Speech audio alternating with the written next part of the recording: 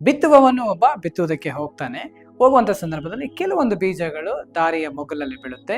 ಆ ಬೀಜಗಳನ್ನ ಹಕ್ಕಿಗಳು ಹೆಕ್ಕಿಕೊಂಡು ಹೋಗುವಂತದ್ದಾಗಿರುತ್ತೆ. ಮತ್ತೆ ಇನ್ನ ಕೆಲವೊಂದು ಬೀಜಗಳು ಮುಳ್ಳಿನ ಗಿಡಗಳ ಮಧ್ಯೆ ಬೀಳುತ್ತೆ.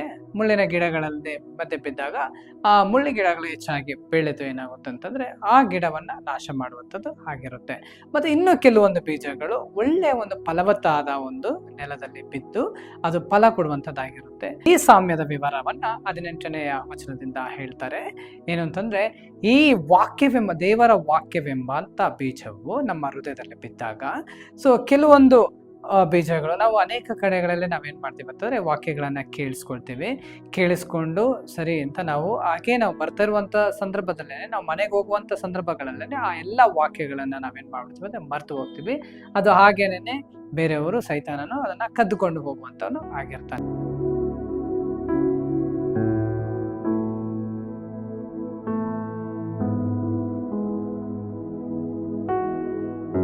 Hi, hello, praise the Lord. ಈ ದಿನ ಬಂದು ಸಾಮ್ಯಗಳ ಕುರಿತಾಗಿ ನಾವು ನೋಡ್ತೇವೆ.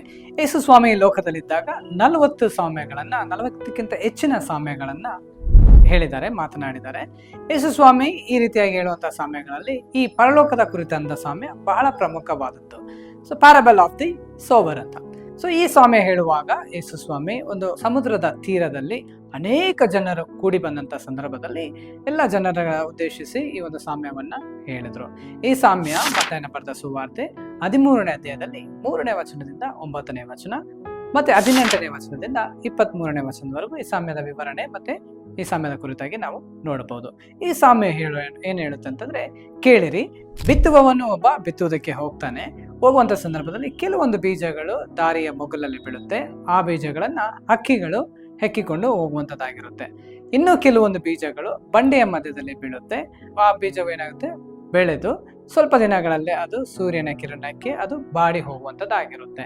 ಮತ್ತೆ ಇನ್ನ ಕೆಲವೊಂದು ಬೀಜಗಳು ಮುಳ್ಳಿನ ಗಿಡಗಳ ಮಧ್ಯೆ ಬೀಳುತ್ತೆ. ಮುಳ್ಳಿನ ಗಿಡಗಳಲ್ಲಿ ಮಧ್ಯೆ ಬಿದ್ದಾಗ ಆ ಮುಳ್ಳಿ ಗಿಡಗಳು ಹೆಚ್ಚಾಗಿ ಬೆಳೆದು ಏನಾಗುತ್ತೆ ಅಂತಂದ್ರೆ ಆ ಗಿಡವನ್ನ ನಾಶ ಮಾಡುವಂಥದ್ದು ಆಗಿರುತ್ತೆ. ಮತ್ತೆ ಇನ್ನು ಕೆಲವೊಂದು ಬೀಜಗಳು ಒಳ್ಳೆಯ ಒಂದು ಫಲವತ್ತಾದ ಒಂದು ನೆಲದಲ್ಲಿ ಬಿದ್ದು ಅದು ಫಲ ಕೊಡುವಂಥದ್ದಾಗಿರುತ್ತೆ. 100ರಷ್ಟು, 60ರಷ್ಟು, 30ರಷ್ಟು ಫಲವನ್ನ ಅದು ಕೊಡುತ್ತೆ ಎಂಬುದಾಗಿ ಯೇಸು ಸ್ವಾಮಿ ಹೇಳ್ತಾರೆ. ಈ ಸಾಮ್ಯದ ವಿವರವನ್ನ 18ನೆಯ ವಚನದಿಂದ ಹೇಳ್ತಾರೆ.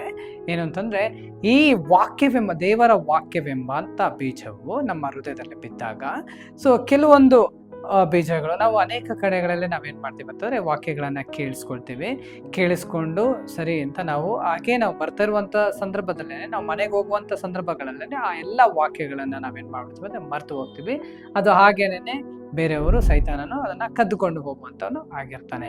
ಮತ್ತೆ ಎರಡನೆಯದಾಗಿ ಬಂಡೆ ಮಧ್ಯದಲ್ಲಿ ಬೀಳುತ್ತೆ. ಕೆಲವೊಂದು ಟೈಮಲ್ಲಿ ನಾವೇನ್ ಮಾಡ್ತೀವಿ, ಸ್ಪೆಷಲ್ ಆಗಿ ಯೂತ್ಸ್ ನಾವೇನ್ ಮಾಡ್ತೀವಿ ಅಂತಂದ್ರೆ ಬಂಡೆ ಮಧ್ಯದಲ್ಲಿ ಬಿದ್ದಂತ ಬೀಜಗಳಾಗಿ ನಾವೇನ್ ಮಾಡ್ತೀವಿ, ದೇವರ ವಾಕ್ಯನ ಕೇಳಿ ನಾವು ಬಹಳ ಬೇಗನೆ ಇನ್ಸ್ಪೈರ್ ಆಗ್ಬಿಡ್ತೀವಿ. ಆದ್ರೆ ಆ ಬೀಜಗಳಲ್ಲಿ ಬೇರು ಇಲ್ಲದ ಕಾರಣ, ಆ ಒಂದು ಗಿಡಗಳ ಮಧ್ಯೆ ಬೇರು ಇಲ್ಲದ ಕಾರಣ ಕೆಲವೊಂದು ಸಂದರ್ಭಗಳಲ್ಲಿ ಯಾವ್ದಾದ್ರು ಒಂದು ಕಷ್ಟಗಳು, ಒಂದು ಕಣ್ಣೀರುಗಳು, ಒಂದು ದುಃಖದ ಸಂದರ್ಭ, ಹೋರಾಟದ ಸಂದರ್ಭ ಏನಾದ್ರು ಬಂತು ಅಂತಂದ್ರೆ ಅಂತ ಸಂದರ್ಭದಲ್ಲಿ ನಾವು ನೆಲೆಯೂರಿ ಕ್ರಿಸ್ತನಲ್ಲಿ ನಾವು ಇರೋದಿಲ್ಲ, ಬೇರು ಸ್ಟ್ರಾಂಗ್ ಆಗಿರೋದಿಲ್ಲ. ಸೊ ಮೇಲೆ ಮಾತ್ರ ನಾವು ಏನ್ ಮಾಡಿರ್ತೀವಿ ಅಂದ್ರೆ ಬೆಳೆದಿರ್ತೀವಿ. ಸೊ ಈ ರೀತಿಯಂತ ಹೋರಾಟಗಳು ಬಂದಾಗ ನಾವು ಸೋತು ಹೋಗಿ ನಾವೇನಾಗಿರ್ತೀವಿ ಅಂತಂದ್ರೆ ನಮ್ಮನ್ನ ನಾವೇನ್ ಮಾಡ್ತೀವಿ ಅಂತಂದ್ರೆ ಕುಗ್ಗಿಸಿಕೊಂಡು ನಾವು ದೇವರಿಂದ ದೂರವಾಗುವಂತವ್ರು ಆಗಿರ್ತೀವಿ. ಮತ್ತೆ ಇನ್ನ ಕೆಲವೊಂದು ಬೀಜಗಳು ಮುಳ್ಳಿನ ಗಿಡಗಳಲ್ಲಿ, ಈ ಮುಳ್ಳಿನ ಗಿಡಗಳಂತಂದ್ರೆ ಲೋಕದ ಒಂದು ಆಸೆ ಪಾಸೆಗಳು, ಲೋಕದ ಒಂದು ಅಟ್ರಾಕ್ಷನ್ಸ್, ಲೋಕದ ಒಂದು ಕಾರ್ಯಗಳು ಅಂತಾನು ನಾವು ಹೇಳ್ಬೋದು. ಏನಂತಂದ್ರೆ ನಾವು ದೇವರ ವಾಕ್ಯಗಳಲ್ಲಿ ನಾವು ಬೆಳಿತಾ ಇರ್ತೀವಿ. ಸೊ ಬೆಳಿತಾ ಇರುವಂತ ಸಂದರ್ಭದಲ್ಲಿ ನಮ್ಮ ಜೊತೆಗೆ ಏನಾಗುತ್ತೆ ಅಂತಂದ್ರೆ ಅನೇಕ ವಿಷಯಗಳು ಏನಾಗುತ್ತೆ ಅಂದ್ರೆ ಬೆಳಿತಾ ಆ ವಿಷಯಗಳಿಗೆ ನಾವು ಅಟ್ರಾಕ್ಟ್ ಆಗ್ತಾ ಏನಾಗ್ತೀವಿ ಅಂತಂದ್ರೆ ಬೇರೆ ಬೇರೆ ಜನಗಳ ಒಂದು ಮಾತುಗಳನ್ನ ಕೇಳಿ ನಮ್ಮನ್ನ ದೂಷಿಸುವಂತ ಮಾತುಗಳಾಗಿರ್ಬೋದು, ಅಥವಾ ನಮ್ಮನ್ನ ಕುಗ್ಗಿಸುವಂತ ಮಾತುಗಳಾಗಿರ್ಬೋದು, ದೇವರನ್ನ ದೂರ ಮಾಡುವಂತ ಒಂದು ಮಾತುಗಳು, ಈ ಒಂದು ಮಾತುಗಳಿಂದ ನಾವೇನಾಗ್ತೀವಿ ಅಂತಂದ್ರೆ ಸೋತು ಹೋಗಿ ನಮ್ಮ ಒಂದು ಬೆಳವಣಿಗೆಯು ಏನಾಗುತ್ತೆ ಅಂತಂದ್ರೆ ಅವರಗಳ ಮಧ್ಯೆ ಏನಾಗುತ್ತೆ, ನಾಶವಾಗುವಂಥದ್ದು ಆಗಿರುತ್ತೆ ಎಂಬುದಾಗಿ. ಫಾರ್ ಎಕ್ಸಾಂಪಲ್ ನಾವು ಈಗ ಹೇಳ್ಬೋದು, ಟೆಕ್ನಾಲಜೀಸ್ ಅದರಿಂದ ಅಡ್ವಾಂಟೇಜಸ್ ಮತ್ತೆ ಡಿಸ್ಅಡ್ವಾಂಟೇಜಸ್ ಎಲ್ಲಾನು ಇರುತ್ತೆ. ಸೊ ನಾವೇನ್ ಮಾಡ್ತೀವಿ, ಅನೇಕರು ಆ ಒಂದು ಡಿಸ್ಅಡ್ವಾಂಟೇಜಸ್ ಗಳ ಮಧ್ಯೆನೇ ನಾವು ಜೀವಿಸಿದಾಗ ಅವೆಲ್ಲವೂ ನಮ್ಮನ್ನ ಅಟ್ರಾಕ್ಟ್ ಮಾಡಿ, ಅವೆಲ್ಲವೂ ನಮ್ಮನ್ನ ದೇವರಿಂದ ನಮ್ಮನ್ನ ದೂರ ಮಾಡಿ ನಮ್ಮನ್ನ ಕುಗ್ಗಿಸುವಂತದ್ದಂತನೂ ನಾವು ಹೇಳ್ಬೋದು. ಸೊ ನೆಕ್ಸ್ಟ್ ಬೆಳೆಯುವಂತಹ ಫಲವತ್ತಾದಂಥ ಬೀಜಗಳು. ಸೊ ಇದೇನಾಗುತ್ತೆ ಅಂದರೆ ಕೆಲವೊಂದು ನಾವು ಕ್ರೈಸ್ತರುಗಳನ್ನ ನಾವು ಗಮನಿಸ್ಬೋದು, ಕೆಲವೊಂದು ವ್ಯಕ್ತಿಗಳನ್ನ ನಾವು ಗಮನಿಸ್ಬೋದು.